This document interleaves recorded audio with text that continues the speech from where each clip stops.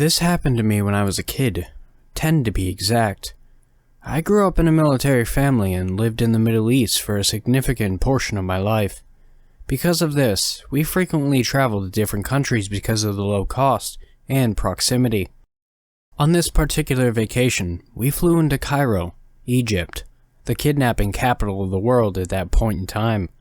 For a long weekend, we only lived like 2-3 hours away. It was late at night, and we were staying on the Marriott Hotel, which had a taxi service that was supposed to pick us up. For some reason, our driver never showed. So, we were forced to find a regular taxi to take us there, which took forever to find that late at night. We finally found one that was offering us a pretty good deal. They don't run by meters. Instead, they just give flat rates at what they choose, and headed towards the hotel. Out of nowhere, another taxi basically T-boned us in the middle of the road, causing us to stop. There aren't really defined roads in a lot of Arab places, so it really isn't that surprising that we got hit. In Arab nature, the two drivers got out of their cars, each yelling that it was the other's fault, and looking like they were going to throw hands. Eventually, they got back into their respective taxis and parted ways. My family and I were completely taken aback. We had been in Egypt less than 2 hours and have already had quite the adventure. We finally got to the hotel, exhausted as it must have been 3 a.m. by this point. Our driver helped us get all of our bags out and get settled, and told us that he felt so bad about the car accident that he offered to pick us up the next morning and take us to the Great Pyramids, which was on our agenda, for a super cheap rate. My parents agreed and decided on a time for him to come, though I can't remember when. Flash forward to the next morning. Everyone is ready for the day, excited to see how crazy it was going to be. Our driver was outside waiting for us, leaning against the car like someone in an old movie. Right when he said he'd be there, I'm a blonde-haired, blue-eyed girl that had a deep tan at the time, and being in Egypt, that was a rare sight. When the driver saw me in the daylight, he gave me the creepiest, most unsettling look that sent chills down my spine, even as a 10-year-old. I knew something wasn't right with him. Nonetheless, we got into his taxi and headed towards the pyramids. He continued to try to talk to me and joke around with me the whole ride, something I found to be extremely creepy and bold since both my parents were in the car. We get super close, and there's an entrance that people can go through and walk the long distance to the pyramids. There's an entrance that taxis can go through. You have to pay to see them. Strange, but true. Our driver keeps making jokes about my blonde hair and blue eyes, and bringing up that he could get me into the pyramids for free, so my parents wouldn't have to pay the extra ticket price. We laughed it off, and my parents paid him, said thank you, and began to exit the taxi. I don't remember how it happened, but at some point after I got out of the car, he did too, and directed me towards his trunk. I was confused and thought we had forgotten something, so I stayed behind as my parents walked towards the gate to get whatever I thought we had left. The driver pops the trunk, but there wasn't anything in it. He grabbed my arm and put a hand on my back, trying to push me into the trunk, and said, "I'm getting you in for free," over and over again, as I resisted. Naturally, I freaked out and screamed out to my mom and dad at the top of my lungs, terrified. When they heard me and noticed I wasn't behind them, they started sprinting back to the car. When the driver heard me scream, he immediately let go of me, closed the trunk, and drove away just as my parents started to run to me. I was crying my eyes out, terrified out of my mind, knowing that an Arab taxi driver tried to put me in his trunk and drove away the second I screamed for help. It's scary to think what could have happened to me had he been stronger or more prepared or faster. He is the reason that I am still terrified of taxis, Ubers and Lyfts, and any car service of that nature. So, Egyptian taxi driver, let's never meet again. My bladder was on the brink of explosion. I've battled the urge to get out of bed for so long, my legs had tremors. I tiptoed towards the window. Its outer side stained with frost. I peered up the snow-covered hill. It was marked with weighted dead trees and shrubs all the way up to my parents' house. They didn't leave the nightlight on in the living room. Predictably inconsiderate behavior. Christmas was a big deal in the Martin family. Too big, in my opinion. Every year, even as the children grew up and moved out of the house, We would all return for Christmas season for a few days at least. No visiting friends or the families of significant others. It always had to be at the Martin residence. It was non-negotiable. If they'd truly appreciated their 27-year-old and the youngest daughter's company, they wouldn't have gotten her the crap end of the stick every year and forced her to stay in the cabin Dad built out back when she was a teenager. The little wooden structure definitely looked nice next to the woods at the end of the lot. It did provide extra space in a small house that was way too full every Christmas season. The privacy was appreciated by me and my fiancé, Brett, who was on his first Martin Christmas visit. We'd surprise Mom and Dad with a big rock on my engagement ring. They hugged each other, and my dad subsequently picked up our bags and guided us all the way down the hill towards the cabin. He was sure to point out the new space heater he'd bought to keep us warm overnight. Too bad he still hadn't installed any goddamned plumbing. I pulled my boots over my feet and the bottoms of my pajamas. The urge to pee had grown so strong that my stomach radiated shockwaves of pain when I bent over to lace them up. A light snow seemed to start the moment I pushed the creaking door open and stepped outside. I closed it gently behind me, careful not to wake up Brett. Cold gust of wind blew through the backyard and then died in the trees. Frozen branches clashed together and knocked little bits of ice to the ground. The air was far crisper than when we'd first headed out. I tucked my elbows into my sides and pressed towards the house, wishing I would have brought my jacket with me. Next year, damn Jerry could sleep in the cabin. He was the biggest burnout from the four of us and therefore was the most deserving of the displacement. He was the only one who didn't bring anyone home, and God knows Christine and Tracy wouldn't dream of spending a night out in the cabin if our parents even dared suggest it.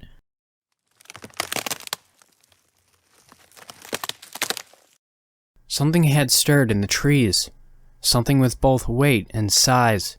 It wasn't miniature like a squirrel or a little bit of debris falling from the trees. It had crunched the top layer of snow in little sticks underneath it. I turned my head back and slipped down the gentle slope before falling on my butt.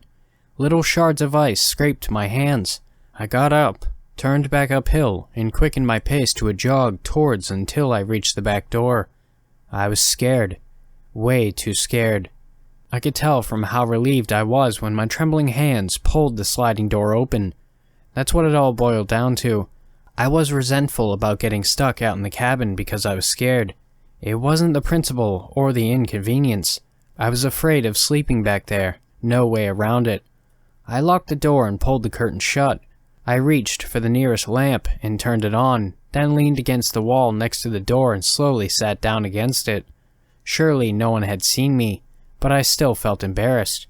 I had literally just sprinted back to the house with a wet butt after hearing a creaking sound in the woods. Like nothing has ever stirred in the night back there before. Deer were all over the forest back there, and just last year we'd seen a group of 4 emerge from the trees that felt so comfortable they came all the way up to the house. And if it were something so sinister, what kind of fiancé would I have been if I had just left Brett sleeping with the cabin door unlocked? Not proper wife material. The shapes of the living room slowly came into focus. The flat-screen TV perched above the pretend fireplace. The Christmas tree with so many sparkling ornaments. It looked like it were on the verge of toppling over, and the 6 teacups still sat on the coffee table after we'd finished watching The Grinch.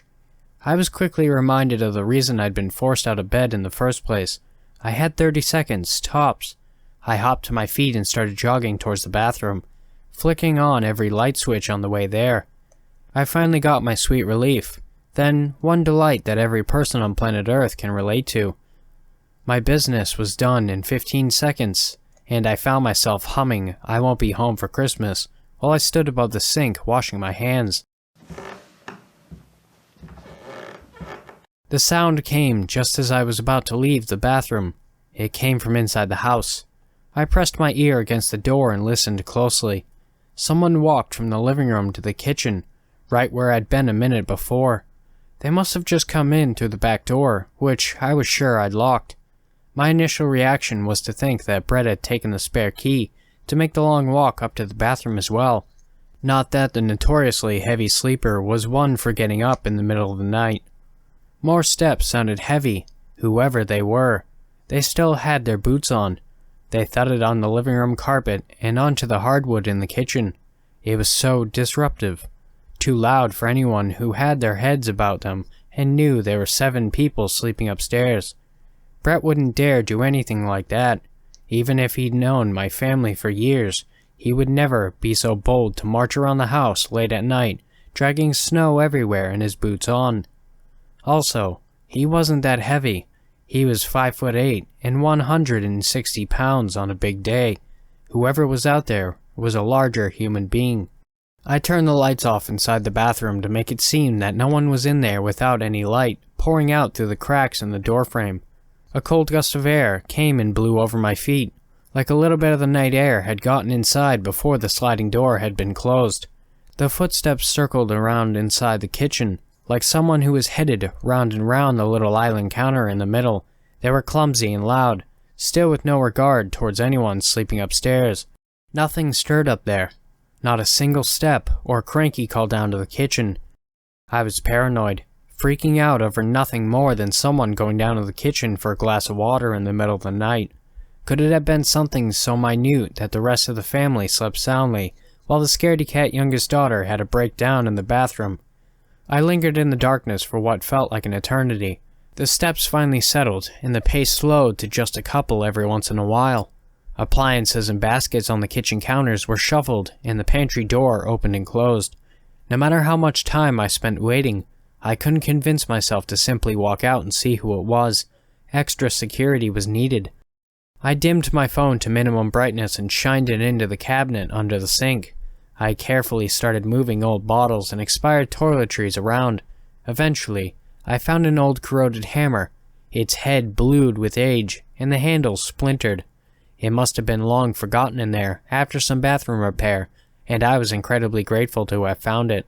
I pushed the bathroom door open as gently as I could and stepped into the hall. I paused there, listening for any sound out of place. I heard only the steps from the kitchen and the occasional object being shifted. I looked to the back door, which was closed with the curtains pulled over it, just the way I'd left it. The exit was maybe 20 feet from where I stood, and although I would be in the sight line of the kitchen on my way, I could probably stroll there and be out the door before the mystery figure in the kitchen could catch me. So why didn't I do that? Why instead could I not ward off the overbearing urge to lift the hammer above my head and move slowly against the wall towards the kitchen? It was like I wanted to get a view of whoever was in there before I exposed myself. Every step was deliberate.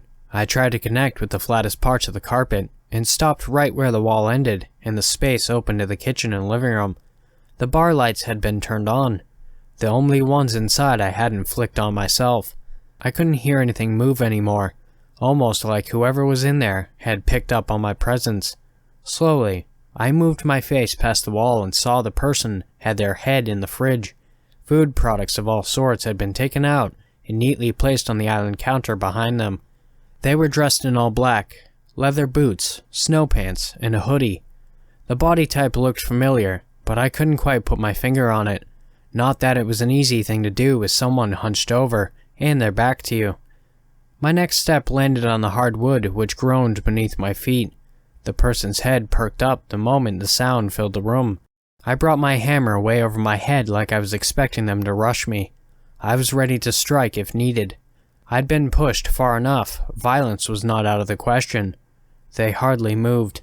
They pulled their head gently out of the fridge and took 2 steps back without turning around. I stood there, frozen in place, my arms shaking above my head. I wanted to call out to them, but couldn't find the words that fit. I shifted my gaze slowly from the fridge, the wall unit oven next to it. In the blurry reflection, I saw who it was, and it disturbed me deeply. For the 3rd time that night, I was overcome with embarrassment. This time, it was so much worse than before, now in plain sight of a familiar face. Jerry. Jerry looked sad in the reflection, or even worse, he looked disappointed that his baby sister had snuck up behind him with a hammer, ready to strike him down.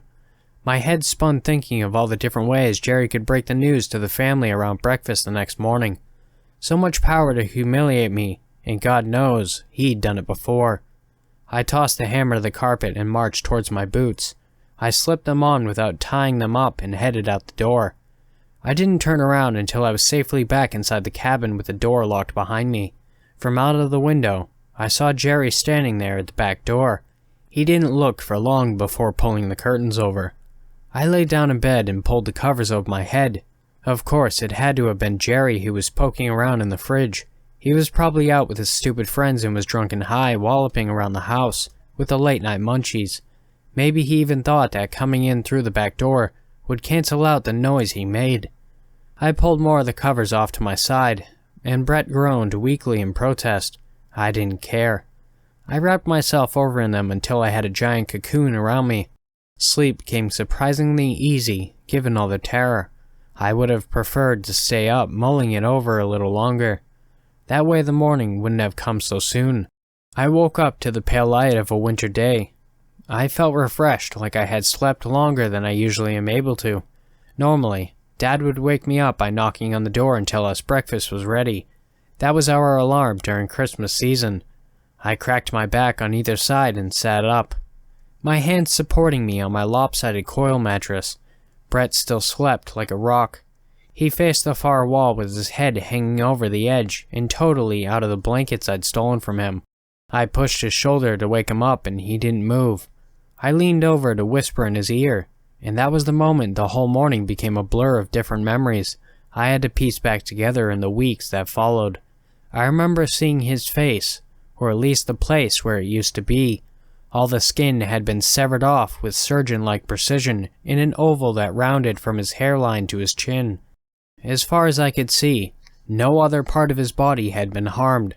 He'd bled out onto the floor, which had pooled all over the entirety of the cabin floor while we slept. I dashed out of the cabin as fast as I could, my bare feet soaked in blood, crashed in and out of the freshly fallen snow.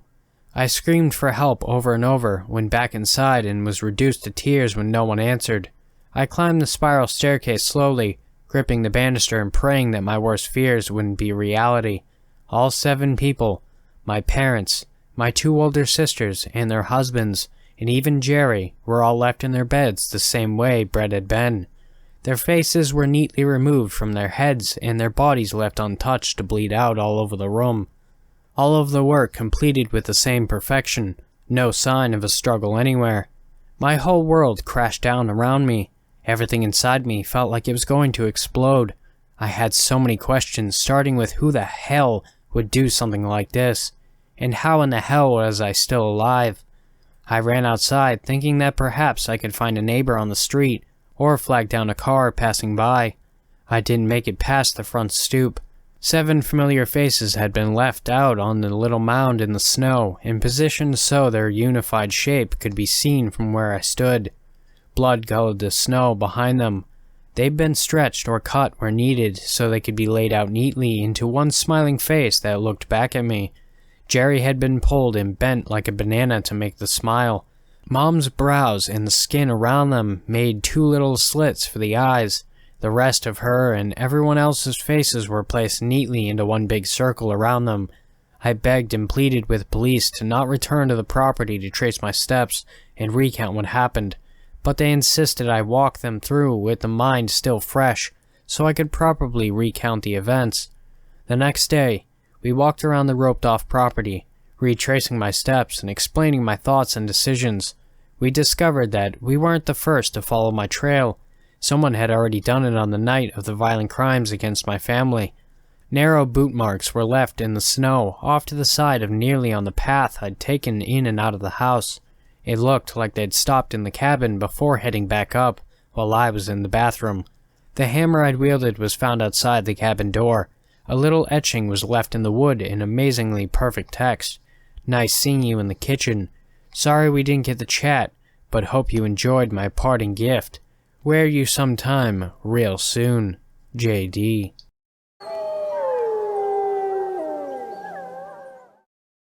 When I first heard the creepypasta Russian sleep experiment, it seemed very interesting to me. After hearing the creepypasta, I went and researched a lot about the sleep deprivation. I read for hours and I brought it upon myself to try my own sleep experiment. So I made sure I got a good night's sleep before I started my experiment. After waking up, I marked my time as 6:27 a.m. I knew the first day wasn't going to be difficult, since I've stayed up for wholes of days when I used to be in college. So it's the first day. I just went on with my day just like I would any other. After a day of working at my security job and going home and watching some of my favorite shows on Netflix before I knew it, the time was once again 6:27 a.m. I had made it one whole day. I won't lie and say I wasn't tired yet because I haven't stayed up for a whole day in a long time. But I wasn't going to give up now because I was determined to go until I passed out. So it was time for me to get ready for my job. After getting my clothes on, I started to feel like I wasn't tired anymore. After getting done with my day at the job, I was feeling devastated. I wanted to go to sleep so badly, but I knew I couldn't let myself down. So after a brutal night of keeping myself awake, I made it once again to 6:27 a.m. 2 days down, then it was 3 days down, 4 days, 5 days. It was on the 6th day when I first saw him. I read on the internet that once you stay up for so long, you start to hallucinate, so I tried not to pay much attention on him. He looked to be slanted over and was sleeping, but occasionally he would move back and forth. It was creepy as hell. He even looked creepy. He looked as if he just rose up out of the grave, with his skin still on, if that makes any sense. So then it was the 7th day, and I was still going on about it. I wanted to sleep so badly. It was mentally painful, and it felt like I was dying. But even though I still went to work, needed to make that money, luckily, I didn't need to do much at my job, so I could relax most of the time. But I had to make sure I didn't get too comfortable. Then it was the 8th day. I saw that man again. He got closer. I know it must have all been in my head, but it had to be. Then it was the 8th day. I saw the man again, and he had gotten closer. I know it must have been all in my head. It had to be. I could see that he was still slanted over with his chin placed on his chest. I couldn't see his face yet, but I could see that most of his hair was gone, and he looked to be old. Very old. Skipping to the 14th day, I couldn't believe I was still going.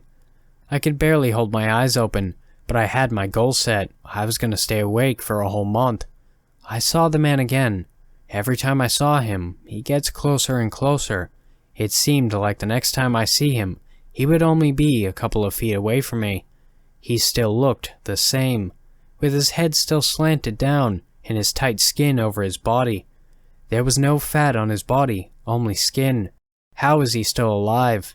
It looked like he hasn't eaten in hundreds of years.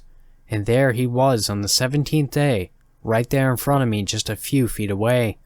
I walked over to him. I was starting to struggle to walk, I was so tired. I knew that he had to not be there, so I walked over to him and reached my hand out, and I was surprised when I felt that he was actually there. After tapping his shoulder, he started to move, then he jumped up and grabbed me. I could feel his bony fingers stabbing into me. I could now see his face. His face was wrinkled. His eyes were all white. He just looked like he was supposed to be dead.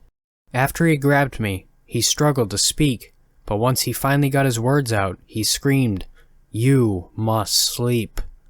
I was terrified, so I grabbed him and pushed him down. When he hit the floor, I heard the bones in his body crack. I looked at him as he pointed at me and tried to say something, but before I could hear what he was saying, everything started to shake. It felt like there was an earthquake going on, but as it stopped, I sat up in bed. I had fallen asleep, but something was wrong. I was still tired. I tried going back to bed, but I couldn't. I found out that I had been asleep for 10 days. How was I still alive, I thought. I was feeling so tired, but no matter how hard I tried to go to sleep, I couldn't. Every day I tried to go to sleep again, and it came to the point where I had to quit my job and I couldn't move much. I was going to go to the doctor, but I didn't feel like moving. I saw myself in the mirror, and I started to look like a zombie. Then, it was finally in the darkness I saw it. In the distance, it was getting closer and closer. It was coming to get me, and it was getting closer. The darkness was so black that there was nothing in it. The void of nothing. So I got on my laptop and started to type this out. I put everything I had into this, and I can't go on any longer. If I think about it, the old guy kind of looked like me. I think my fate is worse than imaginable. The darkness is getting closer. There is not much time until I'm swallowed by it. Everyone who reads this, you must sleep. Thanks for watching, Wolfpack. If you want to submit your story, my email and subreddit will be in the description below. And also, if you're not subscribed, please do if you want. And don't forget to like and comment as well. Have beautiful nightmares. And I will see you next time.